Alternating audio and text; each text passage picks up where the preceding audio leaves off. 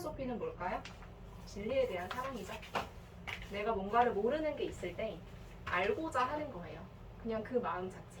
여러분들이 가지고 있는 뭐 철학을 일단은 한다고 해서 하라고 해서 하긴 하는데 그게 뭘까? 의문을 가지는 것부터가 시작이시고요. 뭔가 조금 뭐 알아가고 싶다, 뭐 알 것 같다 하는 그 모든 과정들이 일련의 그 모든 과정들이 철학이시고요. 너무 대단하게 생각하실 필요 없어요. 그냥 평소에 사시면서 난 왜 살까? 난 누굴까? 이런 생각 한 번이라도 하셨다면 철학을 하신 거예요. 그래서 철학은 인간만이 가지고 있는 산물이라고도 이야기하거든요. 인문학의 시작이고요. 아마 제가 얘기를 하면서 크게 어떤 철학적인 용어를 쓸 텐데 용어를 많이 안 쓸 거긴 하지만 한 3개? 3개, 5개? 대표적으로 5개 말씀드릴게요. 철학의 영역이라는 게 있어요. 그쵸? 뭐 예를 들어서 뭐 과학 같은 경우에도 뭐 생물, 뭐 지리, 뭐 이런 지리가 아니죠? 지리는 사회죠. 생물, 물리, 그리고 또 뭐 있죠? 화학, 그쵸? 또 하나 있었는데 지구과학인가? 그쵸? 죄송해요, 뭔가 너무 티냈죠? 그렇게 네 파트가 나뉜 것처럼 철학에도 어떤 영역이라는 게 있어요. 그래서 간단하게 얘기하면 대표적으로 제가 갑자기만 얘기하다가 이것은 형이상학적으로 라는 말을 쓸 때가 있습니다. 형이상학적으로 굉장히 어려운 말이에요. 형이상학 또는 존재론적으로 막 이렇게 이야기할 때가 있어요. 형이상학이라는 건 간단하게 얘기해서 존재에 대한 질문을 하는 영역이에요. 그럼 뭐가 있을까요? 존재한다는 게 뭘까? 그렇다면 존재하지 않는다는 것은 뭘까? 단순하게 물어볼까요? 여러분들이 저기 지금 방금 여기 선생님이 계셨잖아요. 분명히 눈으로 봤어요, 그쵸? 근데 지금은 안 계시죠? 제 눈에 안 보이기 때문에 지금 그렇게 생각하는 거죠. 그럼 존재하지 않는 걸까요? 막 이런 질문들 있죠. 그러니까 아기 때 보통 어린아이들이 눈앞에 엄마 안 보이면 울거든요. 으앙하고 울어요. 엄마 없다고 생각해요. 엄마가 바로 그냥 옆에 잠깐 문 밖에 나갔는데도 문을 항시 열어두는 이유는 아이로 하여금 엄마가 눈에 감각이 되지 않으면 존재하지 않는다는 불안감을 일으키기 때문이거든요. 그러면 그 아이의 행동, 그리고 우리가 자라면서 아니다, 그렇지 않아도 선생님이 계시다는 거 우리는 알잖아요. 뭐 어떻게 알죠? 뭐 그런 것들에 대한 생각들. 존재라는 게 뭘까? 그럼 존재라는 건 이런 경우에는 우리가 눈으로 감각할 수 있으면 존재하는 걸까? 근데 정말 그럴까? 예를 들어서 꿈을 꿨어요. 꿈에서도 분명히 나는 뭔가를 봤다고 생각했는데 실제로는 그게 아니었던 거죠. 그럼 꿈에서 나타났던 거는 존재에 대한 영역이 어떻게 판단할 것인가? 이런 것들에 대한 질문. 그러니까 존재에 대한 질문들을 하는 게 형이상학이다. 어려워요. 이건 어려운 말이에요. 그러니까 쉽게 말씀드리면 그런 거고요. 또 하나는 인식론이라는 게 있어요. 제가 말하다가 이건 인식론적으로 라고 이야기를 하면 인식이라는 건 뭔가를 인식한다는 거죠. 이렇게 인지한다는 거예요. 그러면 내가 어떤 방식으로 대상을 인지하는지에 대한 질문을 하는 영역이겠죠. 이게 다음 2권에서 말씀을 드릴 거라서 말씀을 드리는 건데 2권에서는 이 인식론을 다른 관점으로 부딪히는 게 나와요. 그래서 하나는 우리가 흔히 가지고 있는 이성, 머리로 생각하는 그 이성, 뭐 논리라고도 하죠. 쉽게 더 얘기하면 어떤 이성의 역할을 중요시 여기는 철학자들이 나오고요. 한편으로는 우리는 태어날 때부터 백지처럼 태어나 그 문구 그대로 나올 거예요. 경험이 중요해. 우리가 살아가면서 후천적으로 살아간 이런 경험들 있죠. 그런 게 더 중요해. 그런 걸 통해서 우리가 인식하는 게 올바른 거야 라고 주장하는 철학자들이 반대로 나와요. 그래서 선천적으로 갖고 지내는 이성 혹은 후천적으로 갖게 되는 경험으로 인해서 인간의 인식에 대해서 이야기합니다. 그래서 인식론이라는 또 큰 분야가 있어요. 투톱이에요. 형이상학 혹은 존재론, 인식론. 요거 두 가지가 투톱이에요. 그래서 어렵게 나오면 나중에 이제 여러분들이 고등학교 올라가실 거잖아요. 모의고사 풀 거죠? 이과 가더라도 똑같이 철학 지문 나올 수 있어요. 그거 읽으셔야 돼요. 그래서 제가 오늘 온 거예요. 그래서 나는 타고나게 이과인데 했다가 틀리면 안 돼요. 그거 다 아셔야 돼요. 그래서 그런 지점을 기준으로 해서 상반되는 지문들이 같이 나온다고요. 그럼 그 기준점을 찾으셔야 되잖아요. 그쵸? 그랬을 때 그런 것들 짚어드릴 거예요. 이제부터. 또 하나는 윤리학이죠. 윤리학은 도덕에 대한 거잖아요. 도덕. 어떻게 해야 잘 사는 것인가? 인간은 어떻게 해야 행복하게 살 수 있는가? 옳은 것은 무엇이고 옳지 않은 것은 무엇인가에 대한 논의입니다.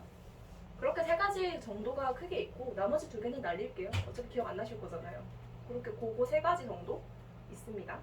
그래서 제가 주로 이야기할 만한 게 그거 세 가지 말. 그래서 중간중 하다가 요거는 이제 형이상학적으로 이런 거예요. 요거는 인식론적으로 이쪽에 속해요. 이거는 윤리학적인 질문이에요. 라고 얘기를 해줄 때 이제 알아들으셔야 돼요. 그쵸? 자연철학자 먼저 시작할까요? 네, 고은 학생.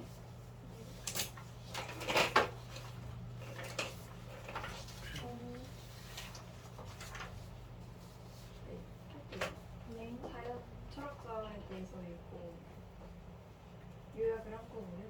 그 전에 저 소개 안 했죠? 아, 네. 네. 저는 선생님한테 수업 들었던 학생이에요. 똑같이 여러분들 나이대보다 훨씬 전. 초등학교 4학년 때부터 저는 선생님한테 붙었거든요. 그래서 4, 5, 6, 중1, 중2, 중3 거의 6년 가까이를 선생님께 수업을 받았던 학생이고요. 그런 의미에서 여러분들 선배다라고 이야기를 하시는 것 같아요. 저는 광남 초등학교, 중학교 나왔고 고등학교는 이제 강을 건너가면서 다른 데로 진학을 했어요. 그래서 대학에서 철학을 했고 지금은 이제 도서관 사서 공무원으로 있습니다. 어린이실에서 아이들과 즐겁게 수업을 하고 있죠. 궁금한 게 있다 거수? 없으시죠? 네, 진행하세요. 네. 그래서 처음으로는 그리스 식민지였던 소아시아의 밀레투스 출신 철학자들에 대해 이야기를 할 거고요. 만물의 근원에 대해서 탈레스는 그것이 물이라고 생각했고 아낙시만드로스는 무한은 어떤 것에서 생겨나서 다시 그것으로 돌아가는 수많은 세계들 중 하나라고 해서 특정 물질로 한정하지 않았습니다. 그리고 아낙시메네스는 대기 또는 공기라고 생각했는데요. 탈레스가 물이 만물의 근원이라고 생각했던 것이 결국 그 물은 은결한 대기라고 생각했습니다. 그리고 불은 열버진 공기라고 생각을 했죠. 그리고 이성과 감각에 대한 이야기를 한 것은 그리스 식민지의 엘레나 출신 파르메니데스라는 철학자입니다. 그는 존재하지 않는 것은 아무것도 될 수 없다고 했으므로 실존하는 모든 것은 항상 이미 존재하고 있던 것이라고 이야기했습니다. 결국 변화는 불가능하다고 생각하여 이성적인 판단을 했고 자신의 눈을 믿지 못하고 감각적 착각을 밝혀내는 것을 자신의 철학 과제로 삼았습니다. 그는 합리주의인 사람이었고요. 아무것도 변하지 않으므로 감각적 인식은 믿을 수 없다고 이야기했습니다. 그에 대해 반대되는 의견을 펼친 사람은 소아시아의 에페토스의 헤라클레이토스라는 사람인데요. 그는 자연의 기본 특성은 지속적인 변화라고 생각했습니다. 그러므로 모든 것은 변함으로 감각적인 인식은 믿을 수 있다라고 이야기했는데요. 세계는 여러 대립상으로 규정되므로 악은 필수적이라고 이야기했습니다. 그는 로고스, 즉 신에 대해서 이야기를 했는데요. 내부에서 계속하여 변화하고 모순에 처한 자연을 로고스라고 표현하였습니다. 만물의 바탕에 놓여있어 자연의 변화와 대립에서도 통일성과 정체성을 보여주는 것이라고 설명하기도 했고요. 세계 이성은 자연의 모든 현상들을 조종하는 모든 사람들에게 공통적으로 있고 그들이 모두 이에 따라 행동해야 하는 것입니다. 이 또한 헤라클레이토스가 이야기했던 내용 중에 하나예요. 그리고 엠페도클레스라는 사람이 나옵니다. 이는 위에 있었던 사람들과 다르게 자연의 4가지 근원에 대해 이야기했는데요. 흙과 공기와 불과 물입니다. 앞에 있던 철학자들이 한 가지의 원소가 만물의 근원이라고 이야기했던 것과는 상반되는 내용이에요. 그래서 이들이 서로 혼합하고 분리하면서 자연이 변화하므로 근본적으로 변하는 것은 아무것도 없다고 이야기했습니다. 그저 혼합과 분리의 연속이고요. 자연에 작용하는 두 힘이 사랑과 갈등입니다. 사랑은 사물을 결합시키고 갈등은 사물을 분리시키죠. 그리고 소아시아 출신의 아테네 철학자 아낙사고라스라는 철학자는 자연은 눈에 보이지 않는 수많은 작은 조각들의 조립체이고 그리고 그 조각은 전체의 모습이 나타난다고 이야기했습니다. 그리고 정신이란 질서를 세우고 자연물들을 창조하는 힘으로 엠파도클레스의 주장과 유사하죠. 끝입니다. 정리 잘했네요. 감사합니다. 선호까지 갈게요. 선호까지 같이 묶어서 자연철학자 정리할게요. 데모크리토스는 기원전 460년경에서 460년경 에게 북부 연안의 도시 압데라에서 태어났다고 하는데 이 압데라라는 도시가 아까 자연철학자의 그 배경이었던 수아시아에서 그 그리스로 그 자연철학이 넘어가는 과정에서 그 경로에 있었던 도시거든요. 그래서 데모크리토스는 태어났을 때부터 이런 자연철학에 대한 그런 관심이나 이런 게 있었다고 합니다. 그래서 데모크리토스의 직업은 자연철학자였고 데모크리토스가 주장한 철학은 원자론, 유물론, 인식론 등이 있습니다.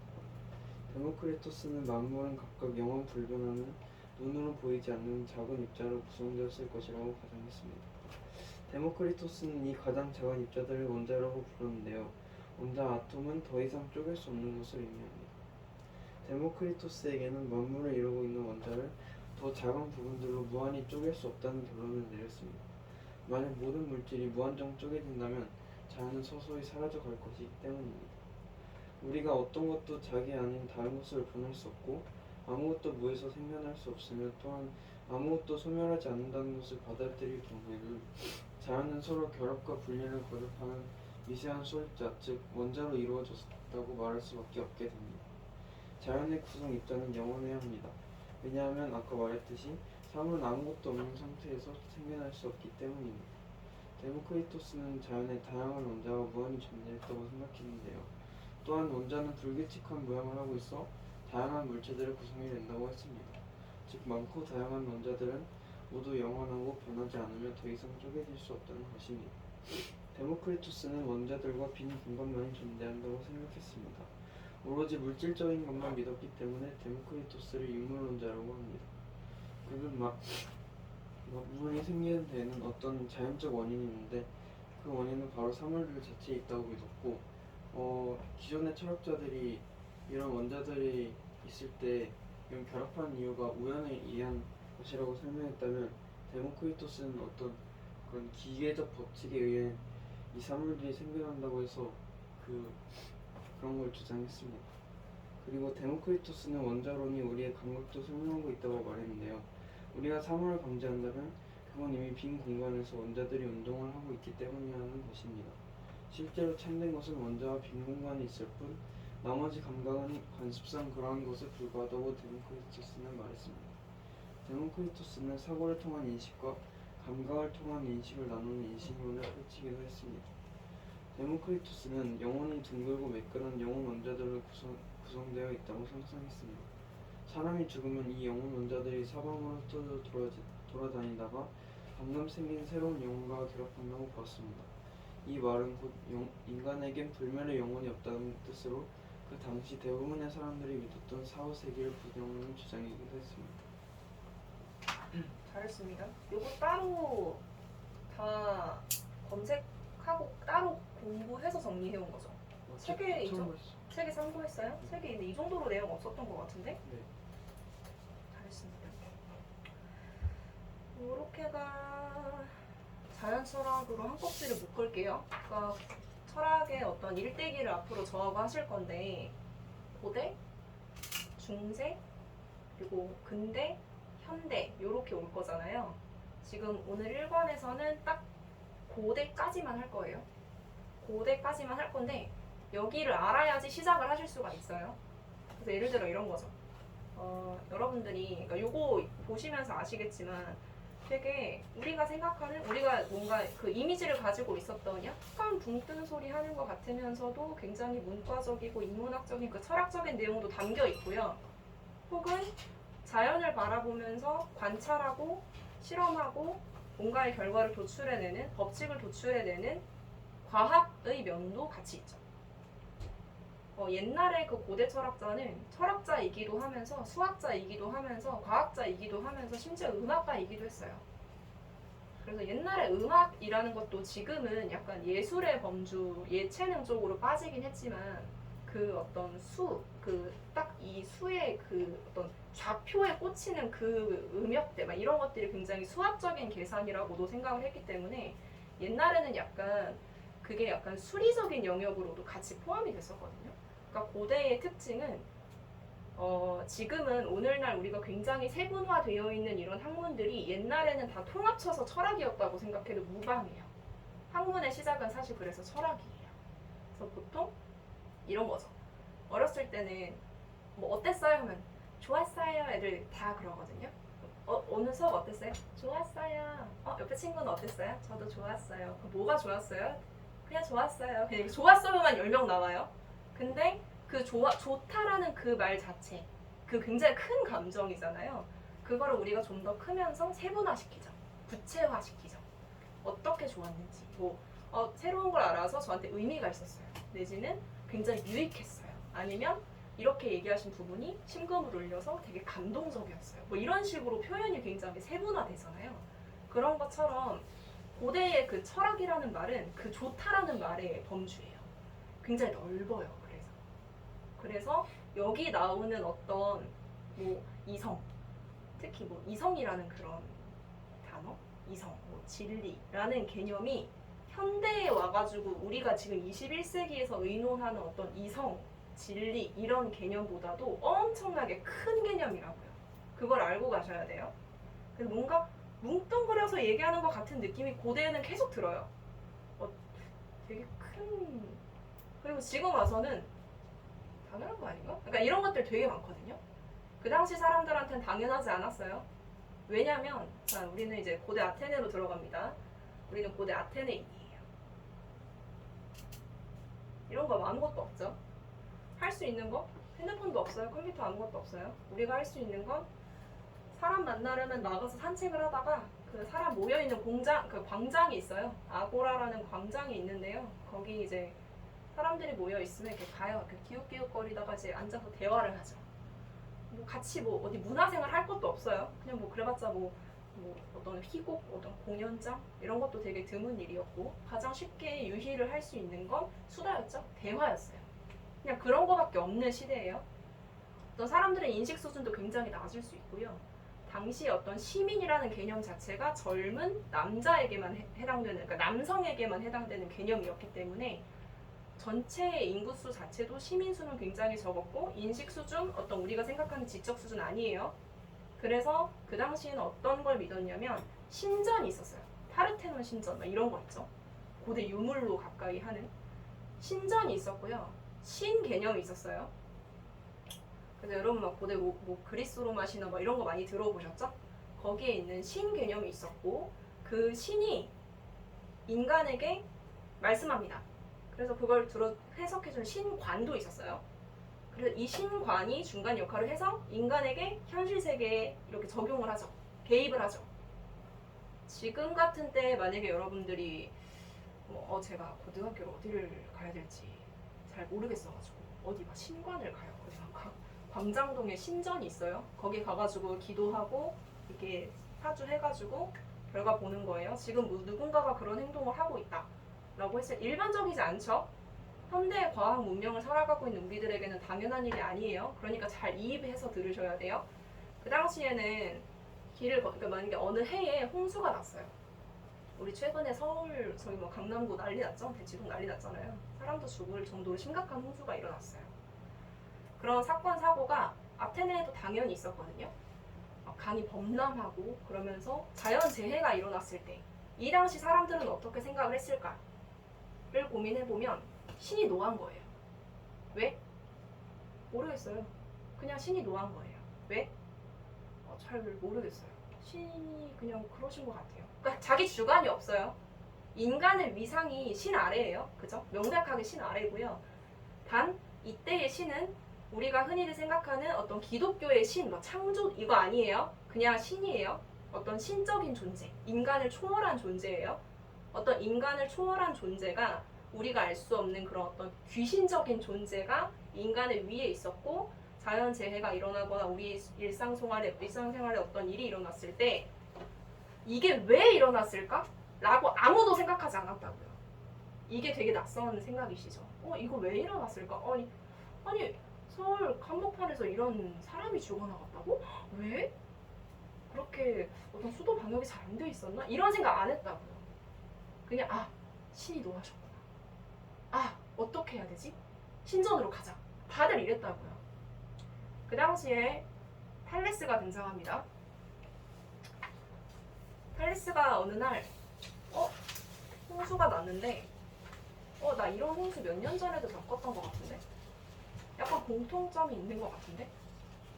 왜 이런 일이 생겼지? 라고 거의 처음으로 인식을 한 거예요. 처음으로 그 고민을 합니다. 왜 이런 일이 생겼지? 이게 되게 당연하게 느껴지죠. 지금은 우리한테는 되게 당연해요. 의문을 제기하는 게. 근데 굉장히 새로운 시도였어요. 당시에는. 모두가 정답이 있다라는 것이 다 신전으로 향하면 다 해결이 되고 다 끝나는 얘기였다고요. 근데 인간, 어떤 개인이 아무런 힘도 없다고 생각되는 개인이 왜 홍수가 났지? 아니 이럴 수가 있다? 몇 년 전에도 그랬던 것 같은데? 그러면서 그 원인을 찾아서 나선다고요. 이 발상 자체가 그 당시엔 굉장히 새롭고 충격적인 일이었어요. 근데 이걸 아셔야 돼요. 우리가 지금 자연 철학에서 기억을 해야 될 건 탈레스 물 아니면 어쩌고 뭐 이거 누구 원자 이게 아니에요. 이거 어차피 기억 아무도 못하세요. 나중에 내일 지나면 아무도 기억 못하세요.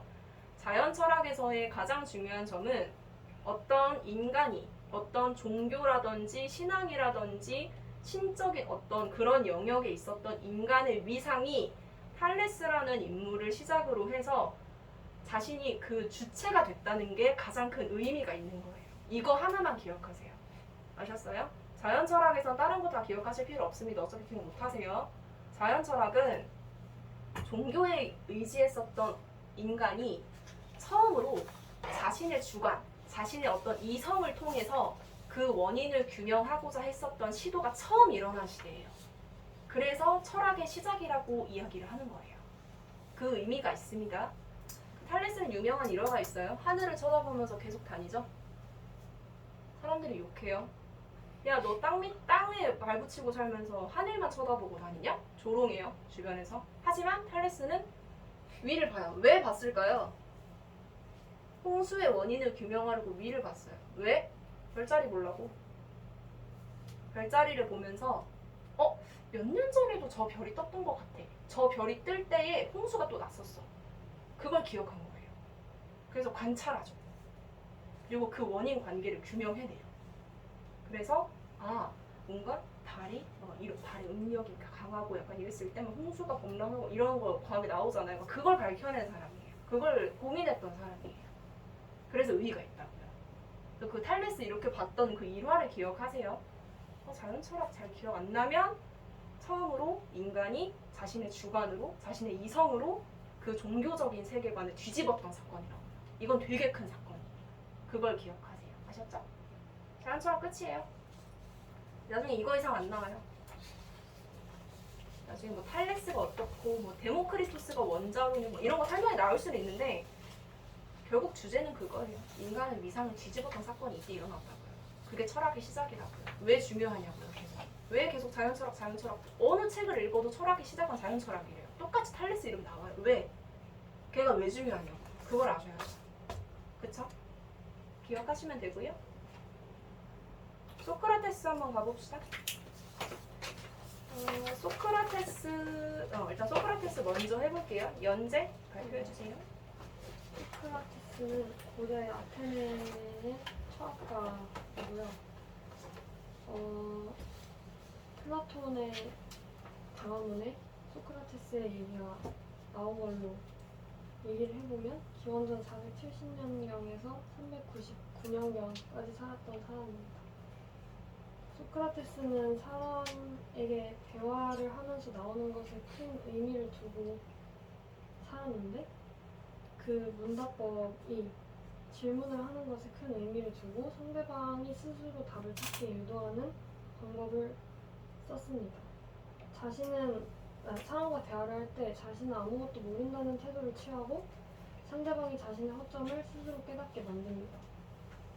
이러한 대화 방식을 자신의 어머니의 직업이었던 산파와 산파술에 비유했는데 산파는 자신이 출산하는 것이 아니라 출산을 도와주는 직업이어서 비유했습니다. 그리고 사람의 인식은 자신의 내면 세계에서 생기는데 내면 세계에서 생긴 인식만이 참된 통찰력이라고 주장했습니다. 그리고 소크라테스와 소피스트에는 차이점이 있는데 소피스트는 자신을 학자나 현인이라고 자처하고 사람들에게 강의를 하면서 돈을 받고 부와 명예를 중시했습니다. 그에 반해서 소크라테스는 자신을 참된 의미에서의 철학자라고 칭하고 다녔고 제자를 가르치며 돈을 받지 않았습니다. 소크라테스는 자신이 인생과 세계에 대해서 아무것도 모른다고 생각하고 진정한 인식에 도달하려고 노력했습니다. 그리고 소크라테스는 올바른 인식이 올바른 행동을 유도한다고 주장했는데 옳은 것을 알았을 때 비로소 바르게 행하게 된다고 말했습니다. 그러므로 옳은 일을 행하는 사람만이 올바른 인간이 될 수 있다고 했습니다. 소피스트와 반대로 옳고 그름을 구별하는 능력은 사회가 아니라 인간 이성과 양심에 있다고 믿었습니다. 잘했습니다. 소크라테스를 간단히 짚고 갈게요. 소크라테스. 말 그대로 아까 여기 위에 연세가 위에 적은 것처럼 아버지는 조각가였고요. 어머니는 아기를 낳는 일을 도와주는 산파예요. 산파 뭔지 알겠죠? 출산을 도와주는 그 상대가 내가 아니에요. 내가 낳는 게 아니죠. 상대가 아이를 낳는 걸 힘주세요. 막 그런 일을 하는 거예요. 막 이렇게 뭐 챙겨오세요. 아이를 좀 더 낳을 수 있게끔 이렇게 나오게 하는 그걸 돕는 역할이었어요. 사실 소크라테스 하면 제일 유명한 게 엄청 못생겼어요. 그걸로 되게 유명해요. 그 얘기를 어딜 가나 빠지지 않아요. 엄청난 추남이었어요. 그러니까 현대 기준이긴 한데 굉장히 얼굴도 크고요. 코도 막 이렇게 생기고 눈도 튀어나와 있고 굉장한 추남으로 유명한데요. 타고난 지혜로움 때문에 그 아테네의 모든 청년들이 그를 사랑했어요. 막 너무 대단한 사람이다. 스승이다. 참 스승이다. 정말 지혜로운 사람. 그런 식으로 추앙을 받았던 인물이고요. 자연에 대해서도 연구를 많이 하긴 했는데 나중엔 이제 어떤 인간 문제에 대해서만 집중을 해요. 그러니까 인간이란 어떤 존재인가. 밑으로 나오면 올바른 인식 얘기 나오죠. 올바른 행동, 인간이 어떻게 올바른 삶을 살 수 있으며 어떻게 행동을 해야 하는가. 행복이란 무엇인가. 인간이 행복하게 살려면 어떻게 해야 되는가. 인간이 행복하게 살려면 뭘 해야 돼요? 갑자기 궁금해졌어. 여러분들 생각은 어때요? 본인 뭘 할 때 제일 행복하세요? 놀 때. 놀 때? 뭐 하고 놀 때? 게임하고 놀 때? 좋아하는 게임 있어요? 있는데 재미없어. 아, 행복하지 않겠네요? 아니 제 기준으로는 재밌는데 대중성은 없어요? 게임할 때, 놀 때 좀 행복하다? 또? 맛있는 거 먹을 때. 맛있는 거 먹을 때? 뭐 좋아해요? 곱창. 곱창 좋아해요? 곱창. 또? 혹시 행복하긴 하죠? 할 때가 있죠? 행복할 때가 있죠? 질문 먼저 바꿀게요. 행복할 때가 있나요? 있어요? 어떨 때예요? 어떨 때 행복해요? 재밌는 영화 볼 때. 재미있는 영화를 볼 때? 영화 어떤 장르 좋아해요? 그냥 액션. 액션 좋아해요? 탑건 봤어요? 재밌었어요? 그런 장르 좋아할 것 같았어. 또? 아무 생각 없이 가만히 있을 때. 가만히 멍 때릴 때? 그때 왜 좋아요? 그때가? 쉴 수 있어서? 네, 잡생각이 안 들어서. 잡생각이 안 들어서? 평소에 너무 바빠요? 바쁜 거 아닌데. 머리가 복잡해요? 네. 그래서 쉴 수 있어요? 이렇게 머리를 비울 수 있어요? 멍 때리는 거 생각보다 안 되는 사람들 많은 거 아세요? 멍 때리기 대회가 괜히 있는 게 아니에요. 멍 때리기 대회 있는 거 아세요? 괜히 있는 거 아니에요. 그거 되게 어려워하는 사람들이 있어요. 뇌를 쉬게 하는 과정인데 안 되는 사람들이 있대요. 멍 때릴 때. 본인은요? 뭐 할 때 행복해요? 여행 갈 때? 여행 가는 거 좋아해요? 여행 갈 때. 국내 국외? 둘 다 상관없어요? 많이 돌아다니는구나. 이런 질문을 했다는 거예요. 그쵸? 행복이라는 게 뭐예요? 애초에 행복이라는 게 뭔지. 개인이 웃을 수 있는 일이요. 그럼 웃을 수 없는 건 행복이 아니에요? 막 이런 식으로 서로 이렇게 대화를 계속 했다고요. 그리고 뭔가 인간의 행동, 인간의 인지, 인간에 대한 문제를 관심을 많이 가진 거예요. 제가 계속 질문했죠. 한 번 더 얘기하게. 그런 식으로 소크라테스가 한 번이라도 더 입을 열게끔 유도를 했다고요. 그쵸? 그런 역할을 했다. 그래서 말하는 걸 워낙 좋아해서 아테네의 그 거리, 시장, 광장 이런 데에서 수많은 사람들을 만나요. 그냥 이렇게 마주치면 혹시 저하고 대화하실래요? 거의 이급이었대요. 막 이급으로 대화를 미친 듯이 해요. 너무 좋아해서. 그러다가 플라톤을 만나기도 하죠. 소크라테스, 플라톤, 아리스토텔레스는 동시대 사람인데요. 소크라테스의 제자가 플라톤이고요. 플라톤의 제자가 아리스토텔레스예요. 미리 말씀드리지만 소크라테스랑 플라톤은 거의 같은 철학을 했어요. 거의 똑같아요, 스승과 제자가. 플라톤과 아리스토텔레스는 정반대되는 철학을 했어요. 그래서 많이 나와요. 여기 비슷한 사람들보다 이 반대되는 얘네가 많이 나와요. 왜 많이 나오는지 아시겠죠? 비교할 게 많아요. 대조할 게 많다고요. 반대되는 게 많아요. 그럼 문제 낼 거 되게 많아요. 그래서 얘네 좀 확실하게 하셔야 돼요. 그 삼파술 어떤 느낌인지 여러분들은 솔직히 저한테 질문 안 하실 거잖아요. 그래서 어떻게 할지 고민을 하다가 그 유튜브에 영상이 하나 있어요. 약간 저거 맞는데 왜 이렇게 낯설죠? 자, 이걸 한번 봅시다. 자, 심포지움이 끝나고 새벽에 집에 들어가서 잠깐 눈을 붙이고 또 아침 일찍 일어나요. 체력이 워낙 강해서 숙취 이런 거 없어요. 그러면 아침부터 또 맨발로 털레털레 나옵니다. 맨날 술 마시고 돌아다니기로 유명했어요. 나왔는데 제자들이 보이질 않아요. 밤새 마시고 아직 자고 있는 거죠. 썰을 좀 풀고 싶은데 애들이 없네. 그럼 이제 시장으로 나가서 길 가는 사람들에게 다짜고짜 말을 걸고 대화를 시도합니다. 당시 에우티프론이라는 청년이 자신의 아버지를 살인죄로 고발하는 사건이 있었는데요. 소크라테스가 에우티프론이라는 청년을 길거리에서 우연히 만난 겁니다. 그런데 아무리 살인을 저질렀다고 해도 자신의 아버지를 고발하는 게 괘씸하죠. 그래서 소크라테스가 이렇게 물어봅니다. 야, 너 아무리 그래도 그렇지 어떻게 네가 아버지를 고발하냐? 왜 못해요? 아버지가 살인을 했는데요. 야, 그렇다고 아버지를 고발하냐? 저는요, 살인자를 고발하는 건 당연히 해야 하는 경건한 일이라고 생각해요. 잘 보세요. 경건하다고? 야, 경건하다는 게 뭔데? 말했잖아요. 살인자를 고발하는 게 경건한 거죠. 아니, 그건 경건한 행위의 한 종류를 말하는 거고 경건함이라는 말의 의미가 뭐냐고. 경건함이라는 것은 모든 신의 사랑을 받는 것 정도 되겠죠, 뭐. 그래, 그런데 말이야, 지금 여기 사과 보이지? 그런데 이 사과가 보이는 이유가 뭐냐? 에이, 좀 개소리야. 사과가 있으니까 보이는 거죠, 뭐. 아니, 내 말은 이 사과가 보이는 성질을 가지고 있기 때문에 사과가 보이는 거냐? 아니면 우리가 이 사과를 보니까 이 사과가 보이는 거냐?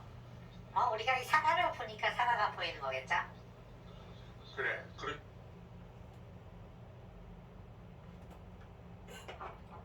왜 멈췄을까? 와이파이 연결? 뭔 느낌인지 알겠죠? 아시겠어요? 멈추고 싶은데 멈출 수가 없어. 멈추고 싶다. 대박네. 그치. 이런 식으로 대화를 계속해요. 그래서 결국은 상대가 질리죠. 이게 무슨 말인지 알겠어요? 여러분, 뭐 할 때 행복하세요? 아니요, 뭐 할 때 좋아요. 그럴 때 행복해요. 행복이라는 게 뭐예요? 다시 한번 질문할게요. 행복이라는 게 뭐예요? 행복이라는 게 뭘까요? 정의해 보세요. 내가 즐거움을 느끼는 감정? 즐거움을 느끼는 거? 즐거움이라는 게 뭔데요? 웃을 수 있는 웃을 수 있는 거? 그럼 웃지 않으면 행복하지 않은 거예요? 마음이 평온할 때도 행복할 수 있잖아요. 웃음이 없어도. 그럴 수도 있죠. 그쵸? 또 다른 질문. 이런 식으로 대화를 한 거예요? 그럼 되게 대답하기 싫을 것 같지 않아요? 뭐만 하면 자꾸 말꼬리 잡고 이런 식으로 따졌다고요. 그래서 소크라테스의 이 대화가 그대로 나오는 책이 있어요. 아까 에우티프론이라는 청년에 대해서 아버지를 고발한 사건이라고 했죠. 그 책이 아까 이제 어떤 플라톤, 이따가 플라톤 할 때 그 얘기가 있었던 것 같은데 수많은 책을 냈어요. 플라톤이. 그 중에 에우티프론이라는 대화편이 있어요. 플라톤의 책은 보통 대화편이거든요. 다 이런 문구도 있고 희곡처럼 대사가 막 이렇게 있어요. 소크라테스 점점 이런 줄 말하고 에우티프론 점점 이런 말하고 막 이런 식으로 대화편이 있는데요. 거기에 똑같이 나와요. 그래서 너 왜 아버지 왜 경건해? 너 왜 아버지 그렇게 고소했어? 그래도 막 그런 거 너무한 거 아니야? 왜 이런 의도로 얘기하면 그래도 살인 저지르는 사람을 아무리 아버지더라도 신고하는 것이 전 경건한 일이라고 생각합니다. 경건한 일? 경건한 일이라는 게 뭔데? 이런 얘기가 그대로 나오거든요. 그래서 결론이 뭐냐? 티키타카 하다가 결국은 상대가 그래 내가 잘못 생각했네? 나는 경건함이라는 것을 정확하게 모르고 있었구나 라고 깨달아요. 자신의 어떤 자가당착적인 그 딱 면을 마주하고 내가 경건함이라는 것을 알고 있다고 생각했는데 정확히 알지 못했던 거구나 라는 것을 깨달아요. 소크라테스가 그걸 깨닫게 한 거죠. 문답법을 통해서, 삼파수를 통해서. 어떤 느낌인지 아시겠어요? 되게 재수없어요. 그 내용이거든요. 그래서 소크라테스의 어떤 유명한 명대사 중에 하나가 이제 네 자신을 알라, 내 자신을 알라 라고 말했다고 유명하긴 한데 소크라테스 그런 말 한 적 없고요. 그냥 당시 그 아테네 신전 앞에 적혀 있었던 문구라고 나와 있죠, 책에. 근데 이제 그 말이 소크라테스의 철학을 굉장히 잘 알려주는 문구인 이유가 이제 내 자신을 알라라는 말은 어떤 자아 정체성에 대한 얘기가 아니에요. 뭔가 내가 그럼 어떤 존재고 내가 뭘 잘하고 내가 뭘 좋아하고 이걸 알라는 게 아니에요. 그럼 뭘 알라는 거예요? 너가 진리를 똑바로 알고 있지 못하다는 것을 알라는 거예요. 너가 지금 이거에 대해서 알고 있다고 착각하는데 너 그거 잘 모르고 있어. 그걸 알아야 돼. 그게 진리의 시작이에요. 그렇게 얘기하는 거예요. 이 말의 문구는. 아시겠어요? 내가 모른다는 것을 깨닫는 것에서부터 알의 시작이라고요. 이해하셨어요? 소크라테스는 그걸 깨닫게 하려고 한 거예요. 그래서 모든 소크라테스의 대화편에 결말은 다 똑같아요. 제가 모르고 있었군요. 그리고 다른 사람 만나요. 결국 그거에 대해서 뭐라고 얘기가 안 나와요. 경건함에 대해서 미친 듯이 몇 페이지를 얘기를 해놓고 소크라테스도 정작 경건함에 대해서 얘기해주지 않아요. 왜? 나도 모르는 건데? 그래서 사람들을 만나고 다닌다는 거예요. 내가 지금 아는 게 하나도 없어. 나는 아는 게 하나도 없어. 근데 경건함에 대해서 아세요? 안 돼. 그럼 내가 가르침을 받아야지. 라는 의미로 가서 물어보는 거예요. 근데 해보니까 제가 안다고 착각했네요. 그래요? 또 다른 사람한테 가서 또 물어보는 거예요. 그러니까 이런 식으로 하다 보니까 이렇게 홀린 사람들이 자꾸 제자가 되는 거예요. 천재적인데? 나의 무지함을 깨닫게 하다니. 말을 이렇게 잘하다니. 이러면서 사람들이 홀렸다고요. 결국은 그런 거예요. 근데 이제 나중에 신전에서 신관이 얘기하죠. 이 시대에서 가장 지혜로운 사람이 누구냐? 그랬더니 소크라테스가 뽑힌 거예요. 소크라테스 굉장히 의아해했어요. 나 아는 거 하나도 없는데?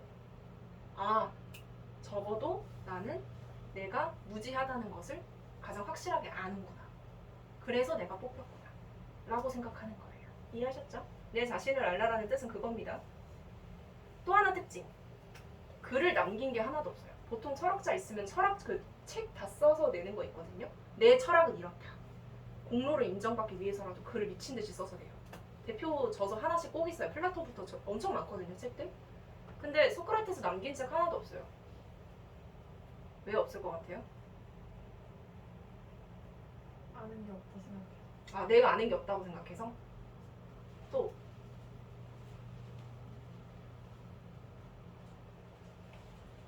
다 그 생각에 동의하시나요? 서양 철학의 기본적인 근간 말씀드릴게요. 이분법적이에요. 이거는 앞으로도 여러분들이 그러니까 서양 철학을 학문으로서 공부하는 것도 중요한데 나중에 여러분들이 어떤 서양 문화 있죠. 서양에 대한 어떤 영화를 본다든지 소설을 볼 때도 굉장히 그 문화를 알아야 되는데 그 문화가 대표적으로 뭐냐면 이분법적이에요. 선과 악이 있어요. 명확하게. 동양에는 그렇지 않은 거 되게 많아요. 이거 나중에 서양 철학이랑 동양 철학을 비교해서도 되게 재밌거든요. 그래서 우리는 동양을 살고 있는데 분명히 동양권에 속하는데 서양 사고에 되게 익숙해요. 그래서 한국인들 대상으로 서양 철학, 동양 철학 비교해서 얘기하면 되게 웃기거든요. 막 왔다 갔다 해요. 막 혼혈이 돼요 갑자기. 막 이것도 이해되고 저것도 이해되고. 서양 철학의 기본은 굉장히 이분법적입니다. 딱 반으로 나누어요. 서로 대치해요. 그런 식으로 어떤 대립되는 무언가가 미친 듯이 싸워서 이 세상이 탄생했다라고 나오는 신화들도 되게 많아요. 그래서 그 문화권에 대표적으로 선과 악이죠. 뭐 신과 악마 뭐 이런 식으로 천사와 악마. 인간에게도 마찬가지예요. 어떤 정신, 영혼, 당시에는 영혼이라고 표현했거든요. 그러니까 어떤 영혼, 정신적인 것. 그리고 반대가 뭐예요? 정신, 영혼. 그러니까 인간으로 봤을 때 정신, 영혼과 반대되는 지점에 있는 게 뭐예요? 감각, 육체적. 맞아요. 몸, 완전이잖아요. 정신적이지 않죠. 물질적이죠. 영혼, 육체. 이것도 완전히 반으로 나뉘어요. 이런 식으로 반으로 나뉘는 사고가 기저에 깔렸어요. 걔네들은. 그게 여태까지 현대까지 가지고 온 거고요. 되게 많아요. 그런 거. 우리가 생각하는 기독교도 마찬가지죠. 굉장히 위계가 있어요. 딱 반으로 나뉘어져 있고요. 선과 악이 명확하죠. 근데 동양은 아니에요. 도를 아십니까? 여기에도 도가 있고 저기에도 도가 있고 여러분에게도 도가 있고 저에게도 도가 있고 우린 하나의 도의 안에 있습니다. 이렇게 얘기하죠. 하나예요. 걔네는 안 나뉘어요. 세계관 자체가 달라요. 그래서 이럴 때 형이상학적으로 달라요. 차이가 있어요. 이런 식으로 표현할 수 있는 거예요. 조금 어렵게 얘기하면. 다시 돌아와서 그래서 소크라테스에게도 이분법적인 것 중에 하나가 말과 글이 있어요. 말과 글은 완전히 다르죠. 말은 자 만약에 우리가 조금 더 예민한 사람들이라면 말과 글이 왜 반대점이 있어요? 라고도 질문하실 수 있어요. 저도 사실 그렇게 생각하거든요. 근데 그 당시에는 소크라테스가 살고 있는 그 서양 시대에는 그랬어요. 어떤 말과 글이 반대되는 지점인데요. 이 반대되는 지점들이 어떤 우위가 있어요. 똑같이 대등하게 지금 나뉘어지는 것만이 아니고요. 한쪽은 진리에 가깝고요. 한쪽은 진리와 멀어요. 그래서 나뉜 거예요. 그래서 진리에 가까운 게 뭐냐면 말이고요. 진리에서 먼 게 글이라고 봤어요. 왜일까? 왜일까요? 글이랑 말의 차이가 뭐예요? 계속 생각하셔야 돼요. 이거 그냥 이렇게 계속 듣고 그런 것 같다 하고 집에 가시면 아무것도 생각 안 납니다. 생각해 보세요. 말이랑 글이랑 뭐가 달라요? 감정. 아 감정? 감정 뭐? 말에는 감정이 들어가 있고 글에는 들어가 있지 않아요. 오케이. 요거 하나로도 설명할 수 있어요. 자, 제가 여러분들한테 이렇게 말로 설명합니다. 아, 소크라테스가 막 이래가지고 이러고 갔어요. 오늘 막 메모를 했어요. 이런 얘기는 좀 좋은데요. 지금 메모를 했습니다.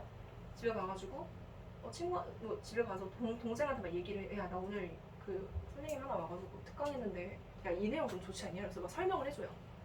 제가 말하고자 했었던 어떤 내용이 있죠? 글로 설명해서 갔을 때 그 뉘앙스 담겨요? 안 담기죠. 그러면 한번 가공을 거쳤을 때 내가 원래 하고자 했었던 그 진리에 가까운 어떤 원석이 왜곡될 수 있는 거예요. 글을 통해서. 가공이 됐기 때문에. 그쵸? 그래서 소크라테스는 책을 쓰지 않았어요. 왜? 내가 지금 이 현장에서 같이 대화를 하면서 이 현장감이 그대로 담길 수가 없어요. 어떤 방식으로든. 그러면 분명히 그게 본질이 왜곡된단 말이에요. 거짓이 된다고요. 그래서 글을 일부러 남기지 않았다는 얘기가 굉장히 유력해요. 그러면 플라톤 이따 뒤에 할 거지만 책 엄청 썼어요. 소크라테스랑 비슷하다면서요. 글 왜 이렇게 많이 썼어요? 왜 그랬을까요? 소크라테스가 안 쓰는데 그냥 넘기기엔 아까웠어. 오케이, 그거예요. 너무 훌륭한 스승이에요. 소크라테스의 말은 와, 이거 너무 명강이야. 이거 이거 어떡하지? 나만 알고 있을 수가 없는데? 이 감복에 후대에 남기기 위해서 썼어요. 진짜예요. 나중에 플라톤의 소크라테스 사랑을 보실 거예요. 그래서 글을 남긴 게 없고요. 여기서 중요한 건 소크라테스를 하시면서 여러분들이 알고 가셔야 될 건 서양 철학의 근간이 굉장히 이분법적이라는 거예요. 그거 알고 가셔야 돼요. 그래야지 앞으로의 서양 철학 이해가 가십니다. 그래서 굉장히 이분법적이구나. 그래서 소크라테스가 하나도 글을 남기지 않고 말로 하면서 대화를 중시했고 그 와중에 대화법은 삼파술이었고 그게 상대의 어떤 무지함을 깨닫게 하는 것. 그게 진리의 시작이라고 보았기 때문에 했구나. 라고 알고 가시면 돼요. 소크라테스의 그 느낌을 알고 가세요. 근데 죽었죠? 신에 대해서 불경하고 청년을 타락시킨다는 죄로 사형됐어요. 정치적인 이유죠, 사실. 너무 인기가 좋은 거예요. 그리고 신전 가지도 않잖아요. 계속 이렇게 사람들하고 대화하고 토론하고 진리에 대해서 얘기를 해요. 신에 대한 이야기는 잘 안 해요, 또. 근데 그 진리가 뭔가 거의 소크라테스 교 같잖아요. 거의 뭐 청년들이 엄청 붙어가지고 정치인들이 다 좀 경계를 하다가 보니까 펠로폰네소스 전쟁 이후에 소크라테스 날립니다. 바로 사형시켜요. 그 얘기가 나중에 이제 그 감옥에서